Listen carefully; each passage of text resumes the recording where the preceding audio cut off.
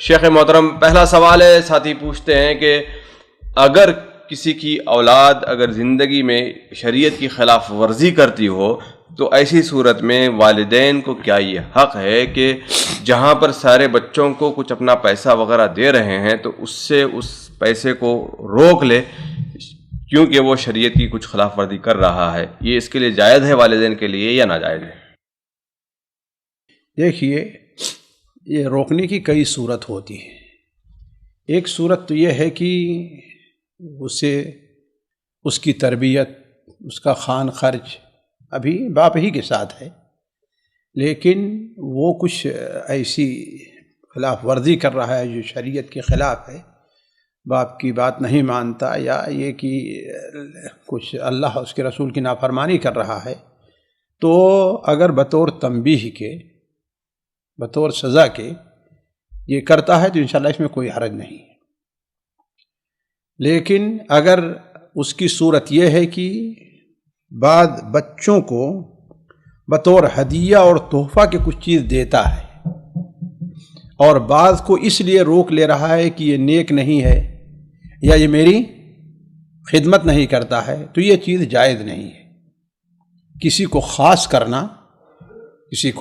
کرنا کسی ہدیہ اور تحفہ سے، چاہے زمین کی شکل میں ہے، مال کی شکل میں ہے، کسی بھی شکل میں، یہ چیز جائز نہیں ہے۔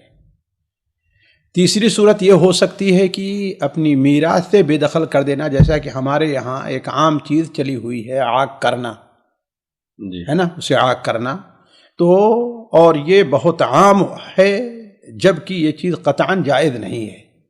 کسی انسان کو اپنے مال کا اختیار اپنی وفات کے بعد نہیں رہتا ہے، اپنی وفات کے بعد نہیں رہتا۔ اللہ تعالیٰ نے صرف اختیار دیا ہے آپ کو کتنا؟ 1/3 کا۔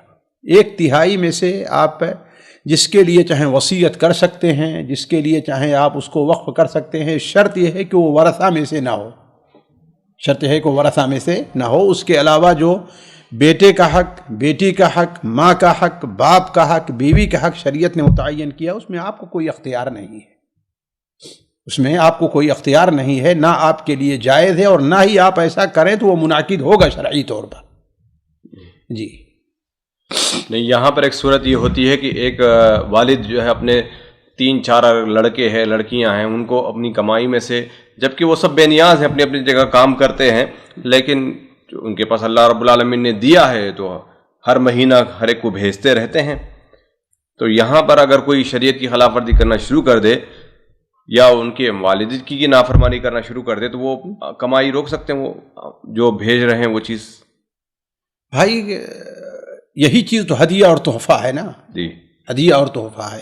یہ وقتی طور پر ہو بطور تنبیہ کے تو ٹھیک ہے، لیکن ایک مستقل اسے صرف اس بنیاد پر کہ ہماری خدمت نہیں کرتا ہم اس کو کم دیں گے، ہماری خدمت کرتا ہے اس کو ہم زیادہ دیں گے، یہ چیز جائز نہیں ہے۔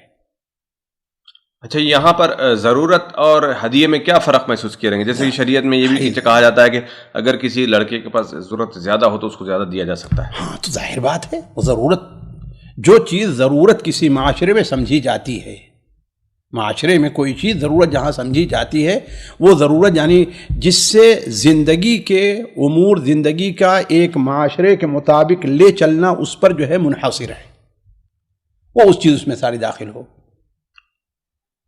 بھلے سے وہ سارے بے نیاز تھے پہلے سے، بھلے 3 بیٹے ہیں کسی کے اور تینوں اپنی کمائی کر رہے ہیں۔ ابھی آپ کہہ رہے ہیں کہ بے نیاز، دوسرے کہہ رہے ہیں کہ ضرورت نہیں، مثال کے طور پر ہر کوئی ایک جیسے کما تو نہیں سکتا ہے۔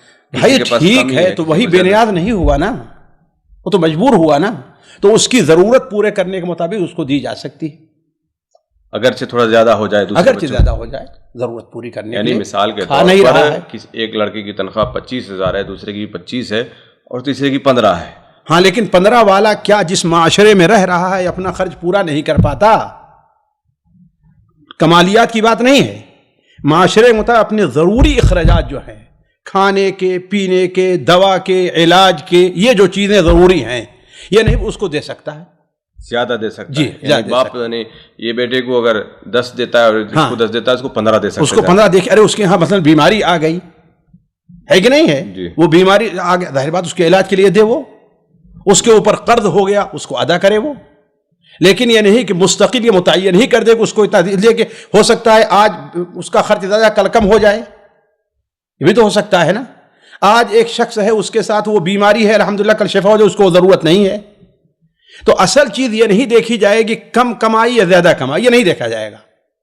اصل کیا دیکھا جائے گا؟ اس کی ضرورت اور حاجت، وہ حاجت کے مطابق لے لے اپنا.